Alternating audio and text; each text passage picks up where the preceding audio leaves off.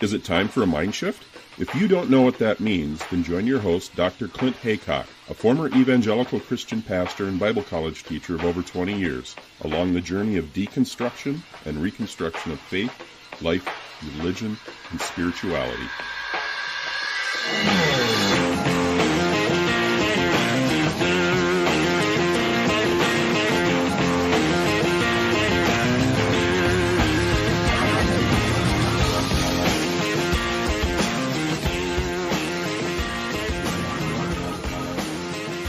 I'm so happy to be joined by David from the Graceful Atheist podcast. Welcome to Mind Shift.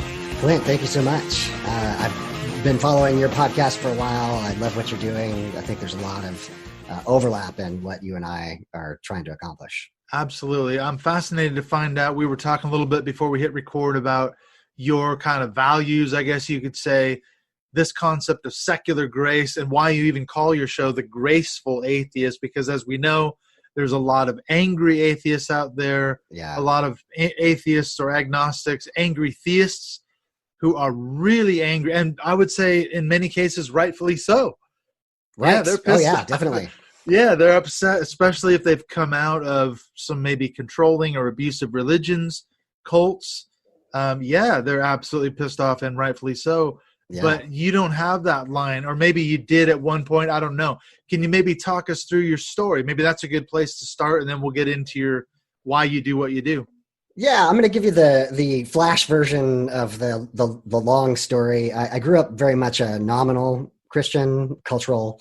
My grandparents would talk about God. My mom would talk about God, but it was in kind of vague terms. And I kind of distinctly remember this moment where I was asking my grandmother, what is this God person all about? And I mean, and like she was horrified that, she hadn't really taught me well.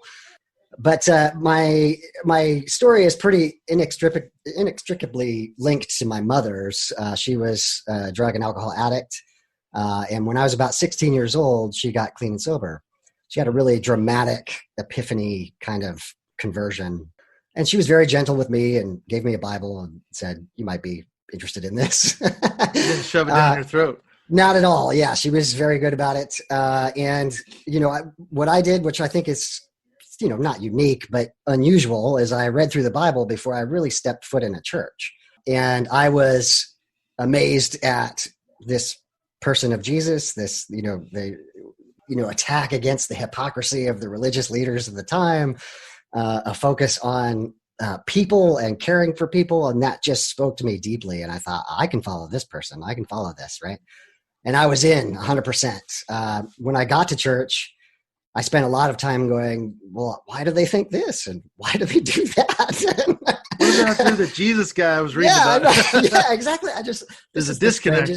Strangest thing ever. And so one of those things is about grace, and we'll get deeper into that, I think, as we go along here. But I thought, that the church has just missed out on grace. They don't remember how powerful this is. And so I thought it's my job to just tell them about it. So I got to church at about 19 or so. They didn't know what to do with me. They threw me into the youth group. I started speaking and preaching very quickly, ultimately went to Bible college, to a tiny little, very conservative Bible college that no longer exists due to the previous financial crash. Really loved that. I often say that my instructors did too good a job. They taught me critical thinking. They taught me about some technical terms, exegesis, hermeneutics, homiletics, how do we interpret the Bible? And they were honest about things like the canonization process, that this was kind of by committee. And, they were quick to say, but, it was providentially ordained. But I got to see how the sausage was made. And I went on to do a brief stint as a youth pastor. I loved the people. I hated the job. Eventually really burnt out. And kind of a process of discovery, realized that my particular personality type, doing kind of people helping profession, was just exhausting for me. It was really, really hard. And so I went on to a technical career, to which I'm still in, and that has worked out really well for me from my putting food on the table perspective. Mm-hmm. But years after, many, many years, so decades literally, I started to have some doubts, started to have I read through the Bible again for the first time after a long time, and my wife had commented to me, "You seem angry. Why are you angry?" And, you're so upset about.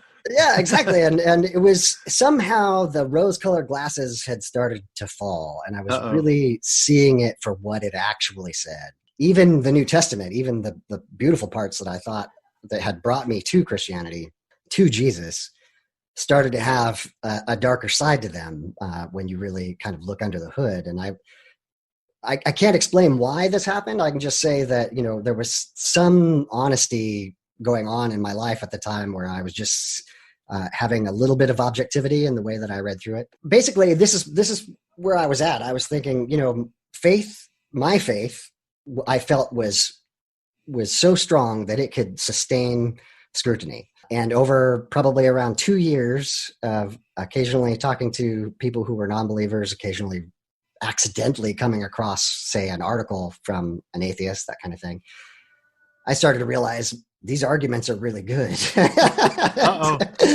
little too good. Yeah, maybe a little too good. And when I looked at apologetics and, back again to the Bible, I realized that those arguments were really bad.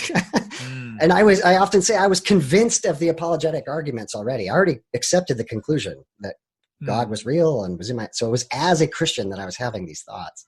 But as time rolled along, that faith just seemed to diminish. And I often say that it was something that happened to me. I didn't choose to walk away from God. This happened to me. I ceased to believe. I could not choose to believe again if I wanted to. I had very much a holy shit moment. What am I going to do? How am I going to tell my wife? Which was also a really intense experience.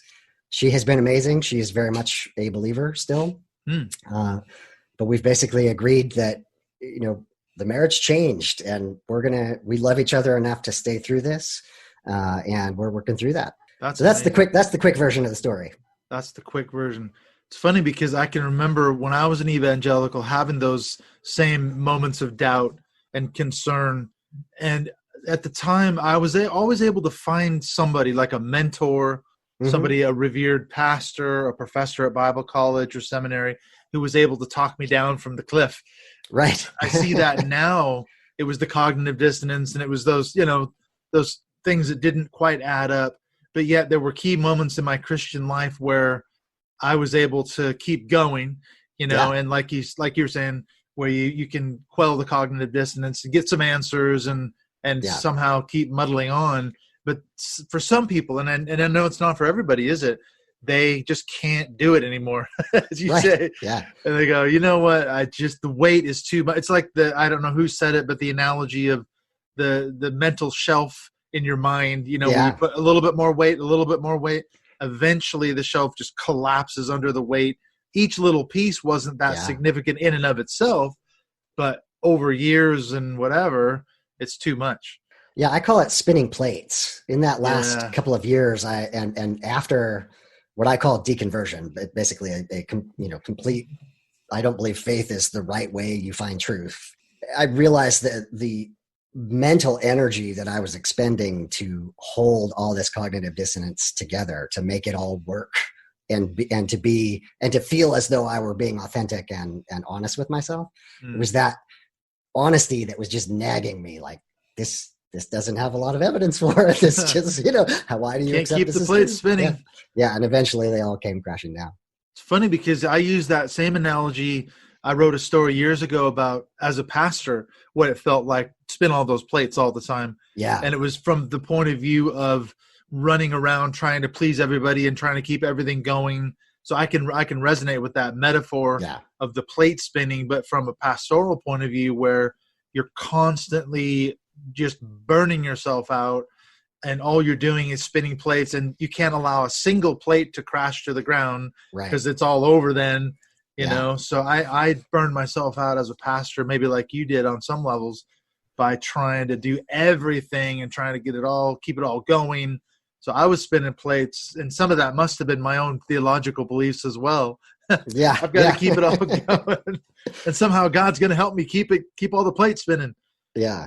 I still have a it's funny, we use all these pastoral terms still. I can't escape them, but, a heart for pastors, both in and out of the pulpit, what the Clergy Project is doing for those people who have lost their faith, but they're still in the pulpit, I think is just amazing work. But what you've just described is, I think, the everyday experience for pastors. They can't be honest about themselves or their own humanity, their own foibles. If we can call that sin or what have you, but they can't be honest about that. And just the image that they must project on a daily basis is exhausting.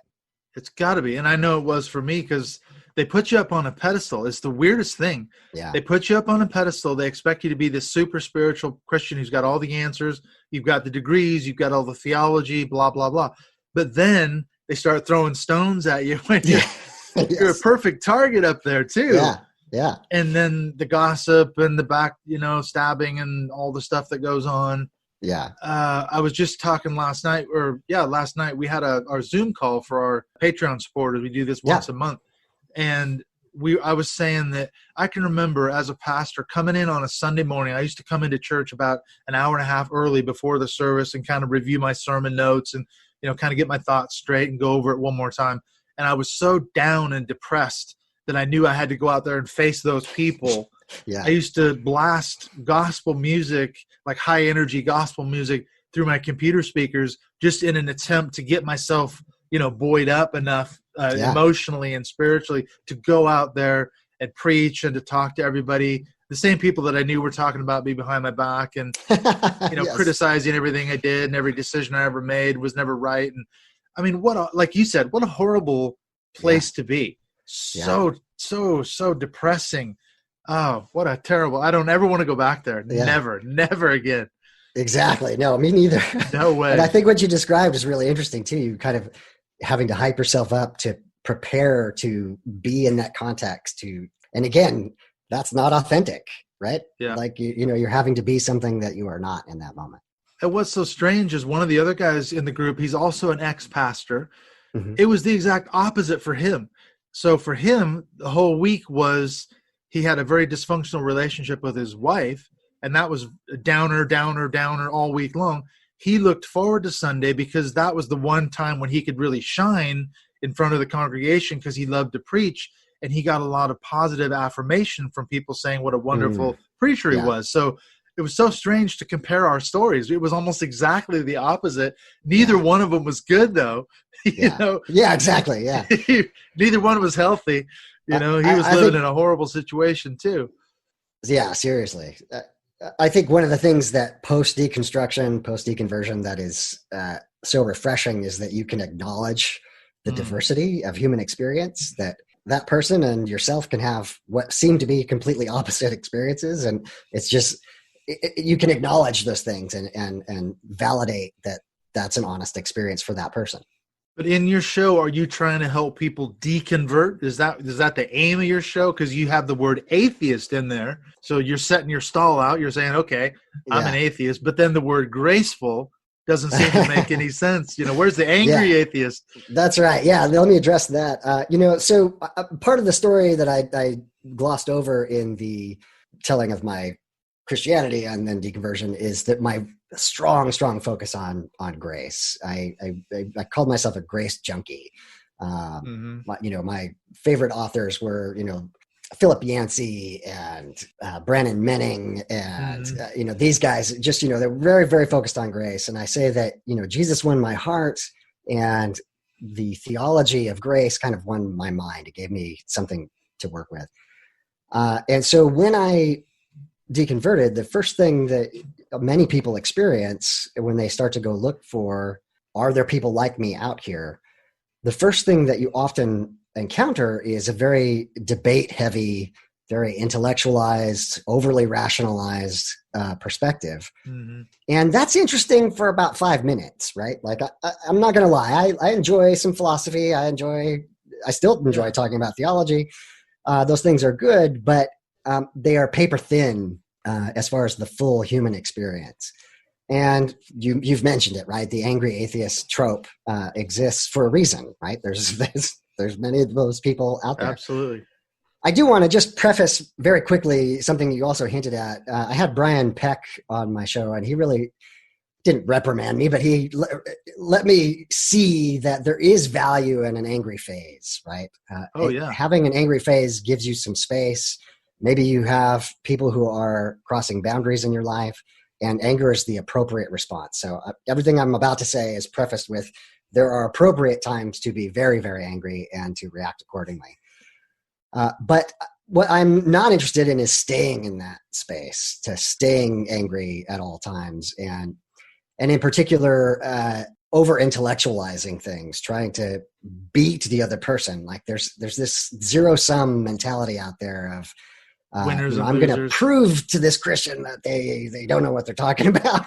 Gullible fools and all that. Yeah, and I just find that completely useless. Well, it doesn't work either, does it? They're going to totally double down. Work. Yeah, more exactly. than likely. They'll probably dig in their heels, and nobody responds well to flawless logic and that we think is flawless logic. They're laying out their flawless logic too. Yeah, exactly. And it's well understood, this concept of the backfire effect. When you go straight at somebody, they are going to find reasons why you're wrong and not listen. So just push back. So having said that, I my experience very much was in that moment, in that oh shit moment, I realized that I understood that faith itself, the concept of faith, is a bad way to find truth. It is too susceptible to human foibles. It is too susceptible to our biases, to our prejudices, to all the bugs in our thinking processes are why faith works at all. And so I know we've got lots of friends who are progressive Christians or have moved on to other spiritual but maybe not religious traditions, that kind of thing. But I was just done. I knew that there was no more there for me. If you want to take labels, I'm an atheist, I'm a naturalist, I'm a humanist. The humanist is the part that I want to get to. So when I started to need to express some of this, to get it out, to again, that pastoral instinct, I wanted to express both ends of that tension, that yes, I'm an atheist, but I also still believe in this thing, grace. And again, we'll get into that in more depth. But I believe in this idea of grace from a secular perspective. And I'm going to use the word secular in the broadest sense of the term. So if you're uncomfortable with that term, forgive me. I just mean it in the sense of not attached to religious theology of any kind, but rather the recognition that human beings, we need one another. We need to connect with one another. We need to experience love and acceptance from one another. And that's really the 30-second explanation of what secular grace is. I wonder if we can go back for a minute on that issue of anger, though. You mentioned the angry atheist. Another thing we were talking about in our Zoom call the other night was that this issue of forgiving people. Okay, so that goes down the line of grace and all that.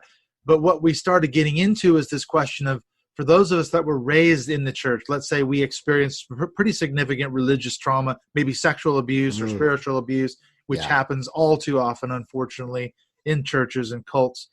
What about the people who put us into those situations? Right. Someone made the point, he said that intentionality does not negate harm. Just because I didn't mean to cause you trauma, but you still experienced it. So my parents took us there. We listened to a pastor and a preacher who gave us all this stuff that ended up doing damage to us. How hard is it to forgive? Can you forgive someone? And that's part of the grace piece, part of the reconstruction. I'd be curious to hear your take on it.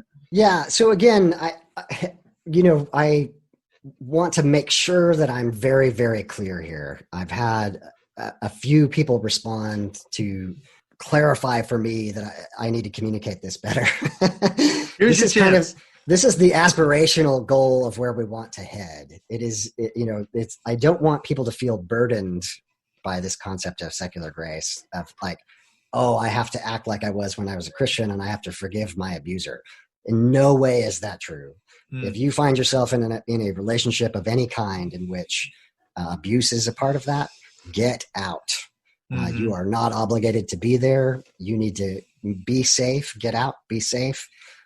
You are not obligated to forgive that person. You are not obligated to do any of the burdensome ways we've interpreted grace within the fundamentalist context ever again. So I just want to distinguish from that entirely. What I am trying to communicate is post deconstruction, you know, after you've kind of felt all these emotions, you've gone through the anger, you've gone through the grief, you've gone through loneliness and all of the things that come through this process, and you are ready to begin a reconstruction process, you're ready to do more.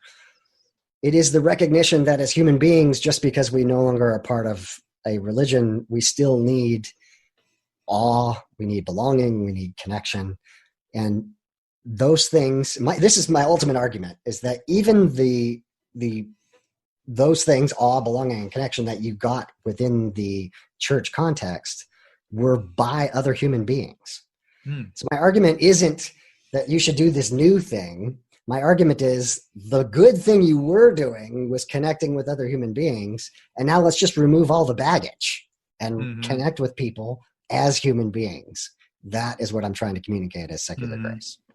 And surely part of that is working through those emotions.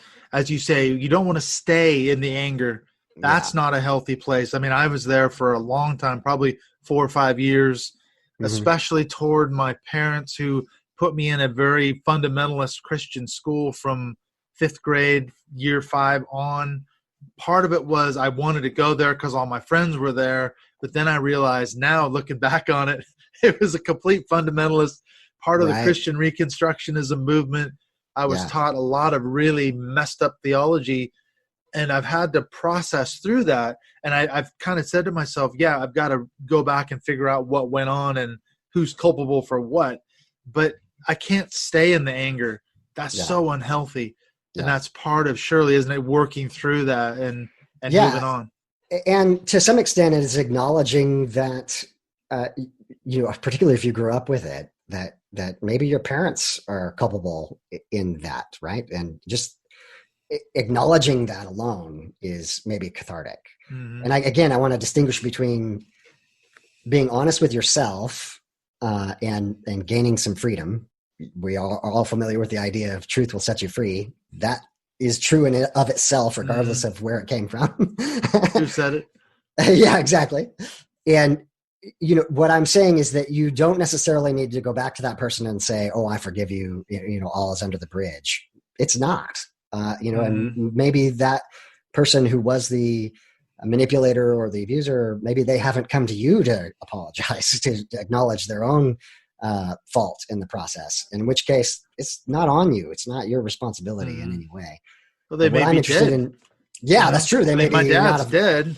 Turns out we found out later in life that he was a pedophile and he abused some of my sisters, and then he took all of his secrets to the grave with him. So now we've got to deal with the fact that here was this guy who was an elder in a church. He was a prominent Christian leader, you know, led worship and all the rest of it, was a pedophile.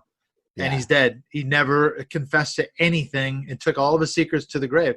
You know, so how do you work through that on top of all the religious stuff that he taught us as kids, you know, and put us in the Bill Gothard cult and there's so much to work through. It's unbelievable. So the other thing that, you know, on this side of deconstruction, deconversion as a former pastor is to acknowledge my limitations.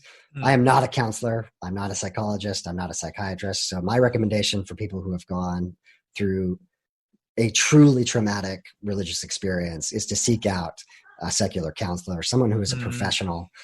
You know, we were taught when we were in fundamentalism, oh, well, you go to the pastor because they're your counselor, right? And no, don't do that. Worst thing you can do. That's a terrible idea. Don't go to a Christian counselor either. Don't go to a Christian counselor. Yeah, they will put more guilt on you. But there's resources like the secular therapy organization. You can look up at secular therapists in your area. So again, I am not trying to address that level of depth. I'm unqualified to do so. I would definitely encourage people to seek out professional help when they need it.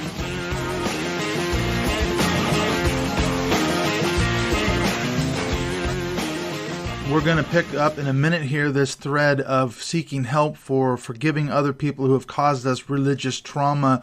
We're going to get into the issue of triggering, which is a big problem for people who have come out of cults and religion, what they call emotional flashbacks, and learning how to deal with that. It's all part of the process, all part of the journey of what I call reconstructing after deconstructing, this issue of finding, rediscovering, building back up your authentic self that perhaps was suppressed or non-existent during your time in your particular religion, if you've come out of it, or maybe you're working your way through some of the deconstruction, even now listening through this episode. 2 ex-pastors talking about their own experiences coming out of evangelical or fundamentalist Christianity.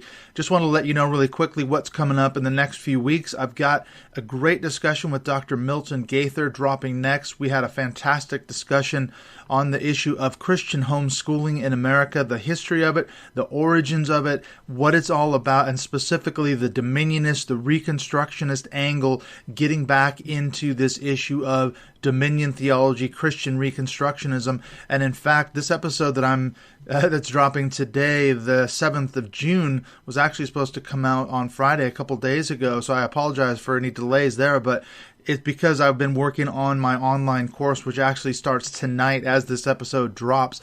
The first session of a 5-week course starts tonight on the 7th of June. We're going to be looking at the rise of the Christian right. We're going to work through Reconstructionism, Dominion Theology, 7 Mountains Mandate Dominion Theology, the homeschooling movement, Christian nationalism, and all that over the next 5 weeks. So I'm super excited about this course coming out. I got so busy doing it, I just lost track of the time and forgot to do this episode on the Friday as it normally would come out. But coming up next, though, is with Milton Gaither. That's a fantastic episode. I've also got some people on the line for some fantastic podcasts coming up, too. I've got Dr. Michael McVicker. He wrote a book on R.J. Rushdoony and Christian Reconstructionism, probably the best history of that movement that's been done. So we're going to do a chat sometime in hopefully July or maybe later on this month as he gets time. I've also started working my way through a book that's about to come out in just a few weeks here. It's called Jesus and John Wayne, How White Evangelicals Corrupted a Faith and Fractured a Nation by Kristen Kobes Demez. This is a fantastic book talking about biblical patriarchy and muscular Christianity and how that has influenced the rise of the Christian right and white evangelicalism in America today. Like I said, I'm about halfway through that book, and I'm looking forward to talking to Kristen here. Hopefully, as soon as I finish the book, that's going to be a fantastic episode. So I've got some really good stuff heading your way, so be on the lookout for those episodes coming up soon. I wanted to mention, too, we've been talking about our monthly Mindshift Zoom calls here on this conversation with David. I've got David booked for the next Zoom call coming up on the 28th of June. So he's going to be dropping in as my guest on that call. This is something that we do every month. This is part of our closed Mindshift Podcast Facebook group for supporters of this show on Patreon. If you want to get in on those conversations, you can support me on Patreon, and the links are in the show notes. I just wanted to say, too, that last month's Zoom call with Laura Anderson was absolutely fantastic. If you want to see that call, head over to my Mindshift Podcast Facebook page, where I just posted the video of that call if you want to watch it. There's a lot of overlap to what David and I are talking about, this issue of learning how to forgive people who have caused us religious trauma, both in the past but also in the present, how to deal with that. And so this is kind of part and parcel of what David and I are chatting about. So let's get back into it. We're going to pick this episode up by talking about dealing with triggering and how to work through that as we continue to work through grace from a secular perspective.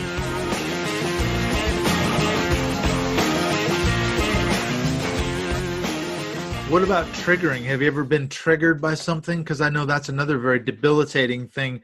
You think you're over this stuff. Yeah. You think you're past it. You've worked through it. And then, bam, here comes a song on the radio, or you see something on Facebook or Twitter that somebody posts, a relative that's still in evangelicalism or something.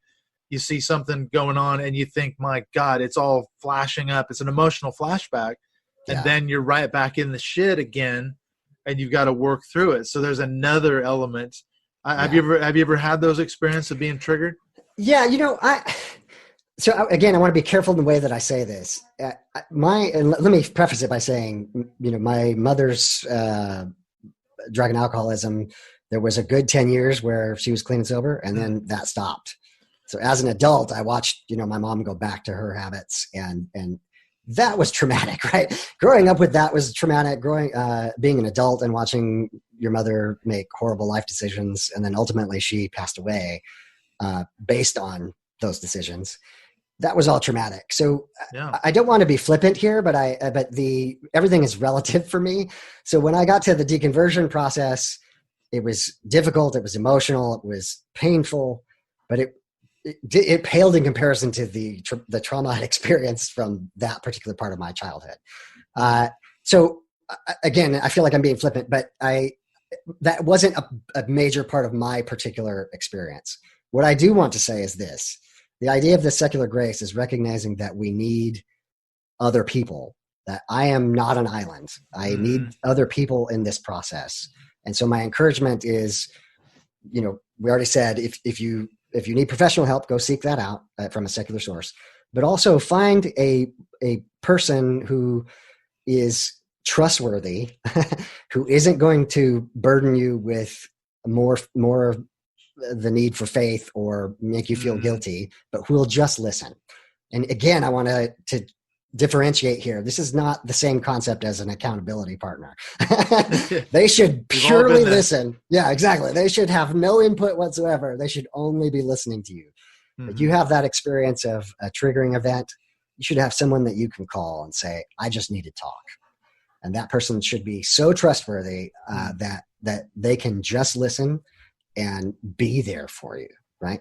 And that's, again, this idea of secular grace is, sometimes we're going to be the person who needs someone to listen for us, and sometimes we're going to be the person who has to listen for someone else. And that's the whole problem with Christian counseling, going to see the pastor, being in accountability groups. Somehow all your problems are going to be reduced down to some spiritual thing, aren't they? Yes. That's the problem is you've got sin in your life. You're not reading your Bible enough. You're not praying enough. Something is not right on a deep spiritual level. What we need to do is figure out what your spiritual problem is, and that'll solve your life problems somehow as well. So if that whole approach is wrong-headed, right, of course, if you're a wife, you've got to submit to your husband. That's your problem. Those are the solutions in air quotes that you're going to hear often from pastors and Christian counselors. So that could be just as damaging. Yeah. And, the pat answers, and this is why I hope you hear me avoiding that as much as possible as well. Those pat answers were a part of the deconstruction process of saying, when I was in need, when I asked this hard question, and I got back a trivialized version of what I was asking, just recognizing that and being honest with that and saying, that's not good enough. I need more than that. You need more than platitudes? Yes, exactly. Come on. What's wrong with you, David? Yeah. That is a step forward in, being authentically and honestly yourself. And we're seeing that. I mean, I know we talked about this a little bit on your show, just some of the responses, the Christian responses to the coronavirus situation. You talk about platitudes, man. Yeah. To me, it's a fascinating study because you just see it's very revealing on a lot of levels, isn't it? Where Christians' heads are at, they have to come up with some answer. And a lot of times it is a Christianese type of platitude, loaded language, whatever you want to call it, thought terminating cliche. Something's got to work. And it's quite shocking to see where they're coming from. And I think, my God, I was part of that system. Wow. Part of, I think, what we have as leaders within the church, lay leaders, pastors, ministers, whatever term that you saw yourself as, is have a little grace for yourself as well, to forgive yourself for the things that we've said to people while we were in the bubble, while we were in that context. I feel guilty. I feel terrible for some of the things that I know I put people through, and I'm, gut wrenched, from that. It's true. I came across a cache of my old sermons a couple of years ago. I had them on a backup hard drive, and I plugged it in. I was looking through it, looking for some other stuff, and I thought, oh, what's this? Here's an old cache here's a bunch of files from the church that I was a pastor of in Portland, in Oregon. And I started going through it, and there's all these manuscripts of sermons. I thought, do I really want to do this to myself? Yeah. And I remember one of the sermon points was something about you've got to put yourself in a position or a place where God can bless you. And that was my main point of the sermon. And I thought to myself when I read it, I was like, God, I mean, that what a kind of a message is that for people? Right. It's somehow down to us to put ourselves in a place spiritually where God can then turn the taps on and release his blessing. And when we're not doing the right things, he's turned the taps off. And I was telling that to people. Yeah.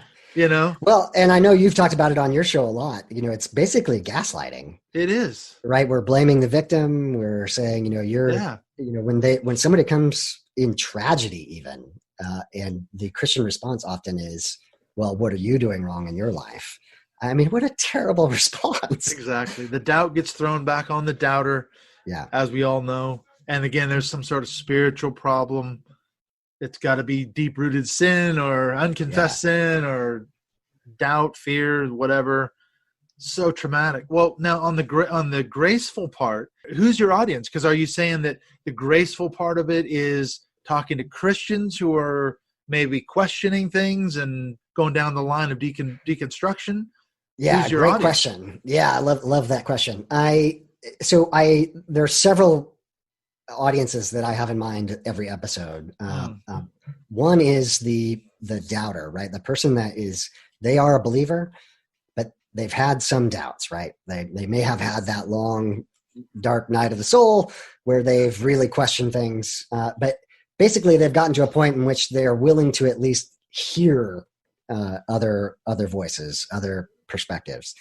That's the one that I'm really focused on the most, or trying to hit.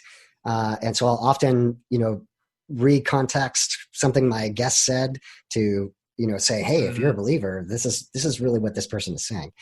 The other group, exactly.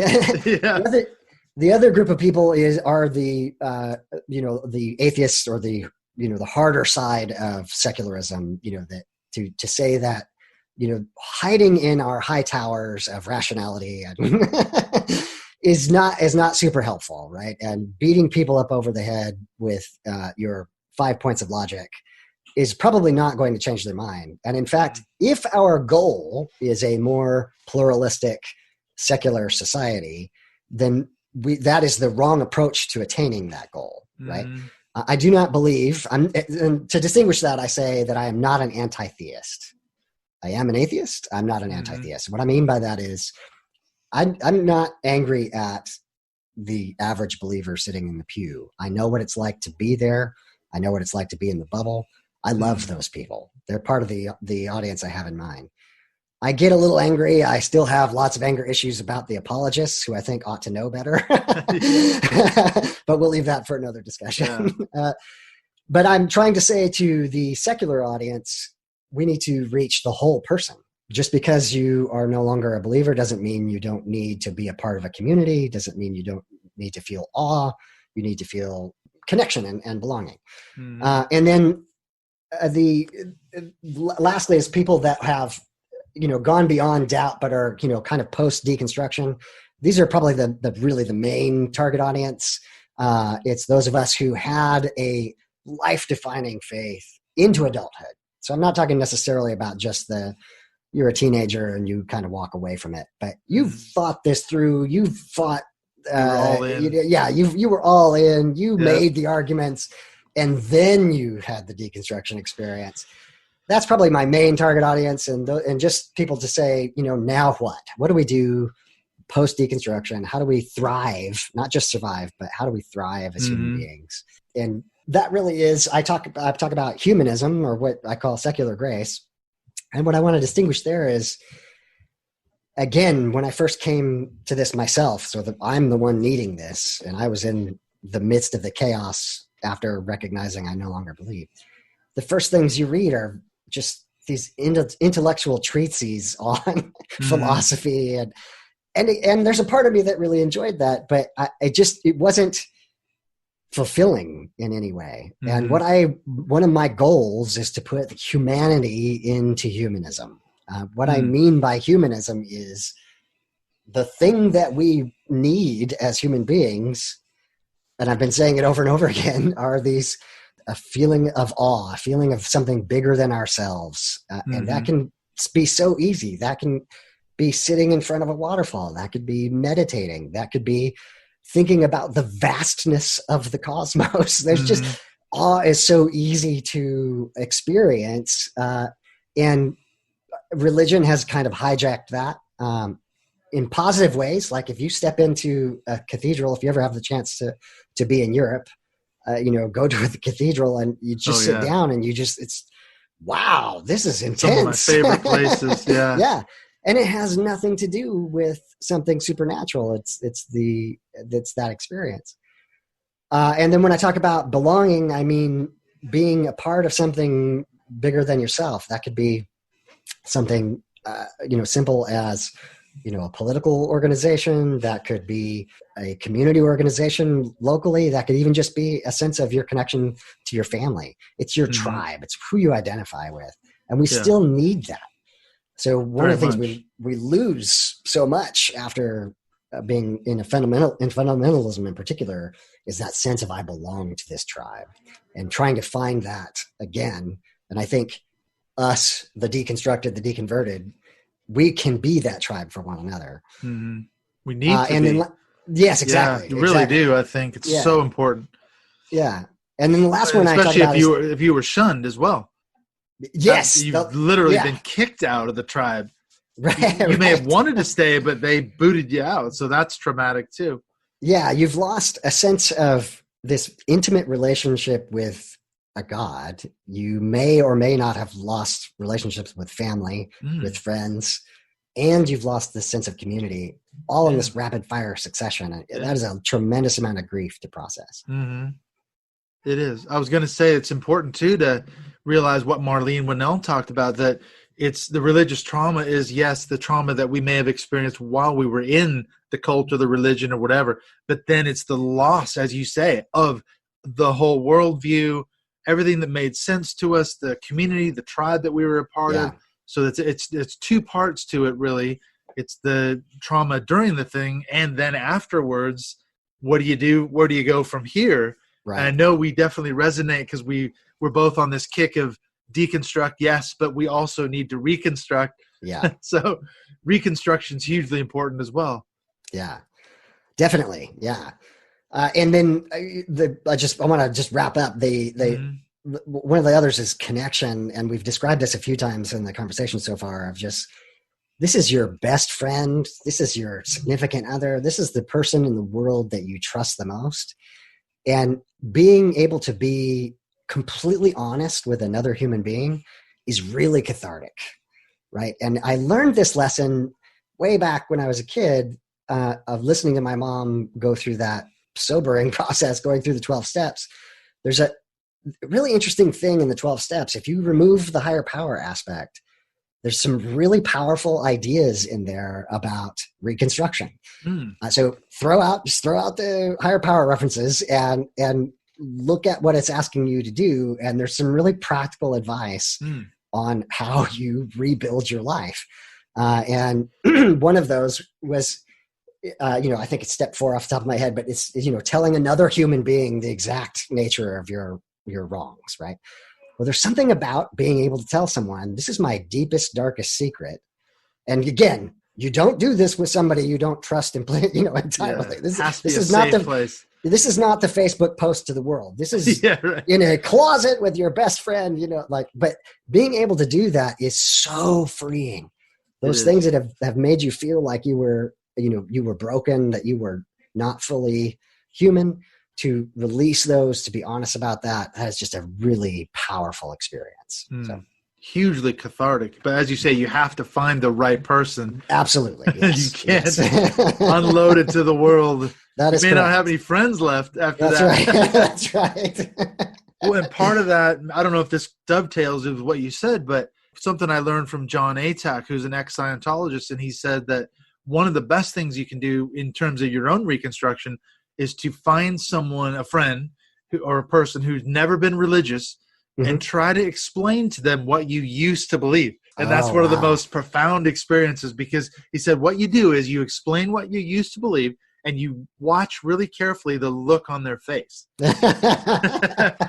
to go from shock to horror to all the emotions as they run this thing through with you. And you're thinking to yourself, my God, just looking at their face, it's shocking that I used to believe all that. And they're hearing kind of this for the first time.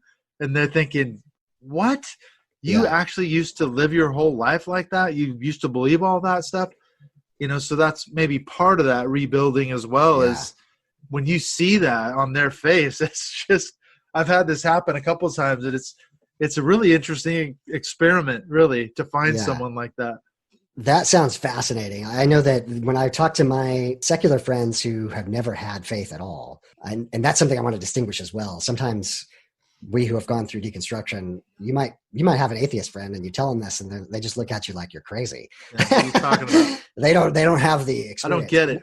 But when I have told them, often their response is, "Really, you believe?" Exactly. Like you did. and so you almost have to convince them. Yeah, I mean, I really did. I was all in. I was all in, man. It's so funny. I remember talking to my youngest daughter's fiance. Unfortunately, he tragically passed away back in November. But we used to love. He was a very smart, super smart guy, and he was an atheist. He never was a believer ever. And just before, actually about 2 months before he passed away, we sat down in our living room and we were talking about religion and all this. And I had that experience with him where I explained to him what I used to believe, and he was like, "What?" Yeah. You were a pastor. I knew he knew I used to be a pastor, but he didn't know any of the other stuff. Right. Just priceless to look at the look on his face, and we had a really good discussion, because then he started firing questions at me. Well, what about this and what about that? What do they teach on this, and what does Christianity say about that? And the more I talked, the more amazed he got. Right. Wow. Totally. I can't believe it. Yeah. How does it happen? So as far as reconstruction, though, what's your best advice for people as far as putting the pieces sort of back together? What's the most helpful thing you found? So I think there's a stage of information gathering that probably happens pretty quick, right? So you wind up listening to podcasts like yours. You wind up listening to maybe some YouTube videos. You read some books, and you can start light. The progressive Christianity, what have you, Sojourners. Whatever, wherever you're at. Find some input that will, for lack of a better term, and to reuse a religious idea, feed you information that is fulfilling, that helps you learn. So I think there's that information gathering phase. I think there is a process of grief, of, we've hinted at this, of anger, of all of these emotions that takes an indefinite amount of time.